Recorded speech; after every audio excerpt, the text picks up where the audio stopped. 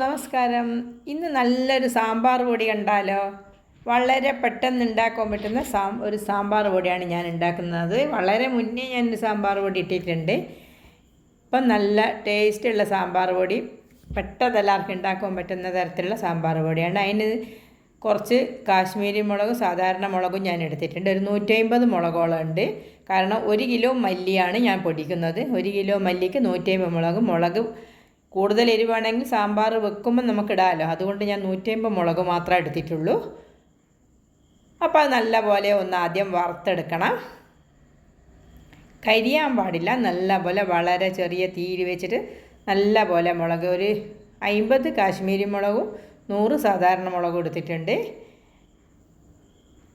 അതൊന്ന് വറുത്തിട്ട് ആയിട്ടുണ്ട്. അതും ഒരു പാത്രത്തിലേക്ക് മാറ്റുന്നുണ്ട്.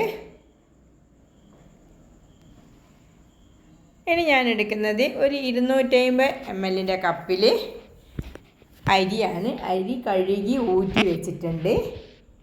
1 കപ്പ് അരി ആണ് എടുത്തത്. അത് കുറുവ അരി ആയാലും ചോറ് വെക്കുന്ന അരി ആയാലും സാരമില്ല, ചുവന്ന അരി ആയാലും സാരമില്ല, ഏത് അരി ആയാലും സാരമില്ല. അത് നല്ലപോലെ കഴുകി ഊറ്റി വെച്ച് വറുത്തിട്ടുണ്ട്. ഇപ്പോൾ ഏകദേശം ആയിട്ടുണ്ട്. അതും ഈ മുളകിൻ്റെ അകത്തേക്ക് ഇടുന്നതാണ്. എല്ലാം വറുത്ത് കോരി വെക്കട്ടെ ആദ്യം. ഇനി അടുത്തത് വേണ്ടത് ഉഴുന്നാണ്. ഉഴുന്നും ഞാൻ 1 കപ്പിൽ എടുത്തിട്ടുണ്ട്. അതും കഴുകി ഊറ്റി വെച്ചിട്ടുണ്ട്. ഇതേ കപ്പ് തന്നെയാണ് എല്ലാം എടുക്കുന്നത്. അത് നല്ല പോലെ വെള്ളം ഉണ്ടാവരുത്, നല്ല പോലെ വറുക്കണം. വെയിലത്ത് വെച്ച് ഉണക്കിയിട്ട് എടുക്കാൻ പറ്റുന്നുണ്ടെങ്കിൽ അങ്ങനെ. എനിക്കിപ്പോൾ സമയമില്ലാത്തതുകൊണ്ട് ഞാൻ ഊറ്റിയിട്ട് വെള്ളത്തിൻ്റെ അകത്തുനിന്ന് പെട്ടെന്ന് ഊറ്റി എടുത്തിട്ടാണ് വറുത്തത്. ഇപ്പം ഉഴുന്നും ആയിട്ടുണ്ട്. ഇനി ഉലുവയാണ്. ഉലുവ ഞാൻ 1/2 കപ്പ് മാത്രമേ എടുത്തിട്ടുള്ളൂ. കാരണം ചില ഉലുവക്ക് ഭയങ്കര കയ്പ്പായിരിക്കും. അപ്പം അത് ഒരു 250 എടുത്തിട്ടുണ്ട്. അത് കഴുകി ഊറ്റിയിട്ടതാണ്. ഇപ്പം നല്ല പോലെ അത് വറുത്ത് വെച്ചിട്ടുണ്ട്. അതും ആ മുളകിൻ്റെ അകത്തേക്ക് ഇടാം. ഇനി സാധാരണ കറി വെക്കുന്ന പരിപ്പാണ്. അത് 1/4 കപ്പ് എടുത്തിട്ടുണ്ട്. 250 ml കപ്പാണ്. അത് 1/4 കപ്പ് എടുത്തിട്ടുണ്ട്.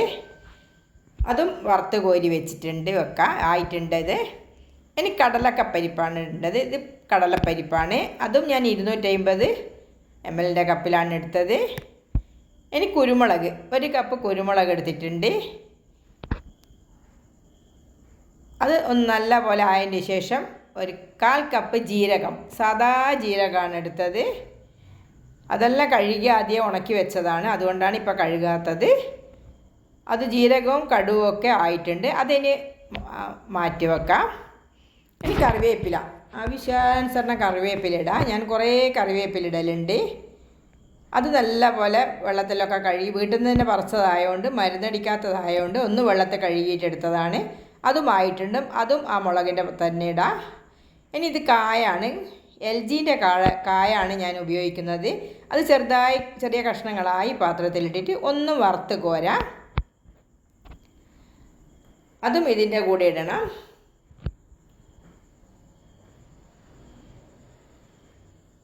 ഇപ്പോൾ അതും വറുത്തിട്ടുണ്ട്. അതും ആയിട്ടുണ്ട്. ഇനി അതും ആ പാത്രത്തിലേക്ക് ഇടാം.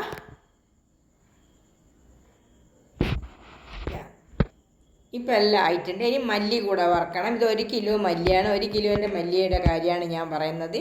ഇപ്പോൾ മല്ലിയെല്ലാം ആയിട്ടുണ്ട്. ഇത് ഞാൻ മില്ലിൽ കൊണ്ടുപോയിട്ടാണ് വറുത്ത് പൊടിച്ചത്. ഇതിൽ മഞ്ഞൾ നമ്മൾ ഇട്ടിട്ടില്ല. മഞ്ഞൾപ്പൊടിയാണ് എൻ്റെ കയ്യിലുള്ളത്. മഞ്ഞൾ ഉണ്ടെങ്കിൽ അപ്പോൾ വറുക്കുമ്പോൾ തന്നെ മഞ്ഞൾ ഇട്ടാൽ മതി. ഇതിപ്പോൾ മഞ്ഞൾപ്പൊടി ആയതുകൊണ്ട് മില്ലിൽ നിന്ന് വറുത്ത് പൊടിച്ച് കൊണ്ടുവന്നതിന് ശേഷം ഞാൻ മഞ്ഞൾപ്പൊടി ഇടുന്നതാണ്.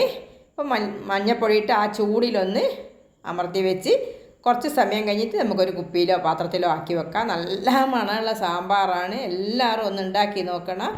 ഇഷ്ടമാവും എല്ലാവർക്കും. എത്ര കാലം വേണമെങ്കിൽ ഇതിങ്ങനെ തന്നെ നിൽക്കും. ഞാൻ കുറേ കാലങ്ങളായിട്ട് ഇതേപോലെ തന്നെയാണ് പൊടിക്കൽ. Okay, thank you.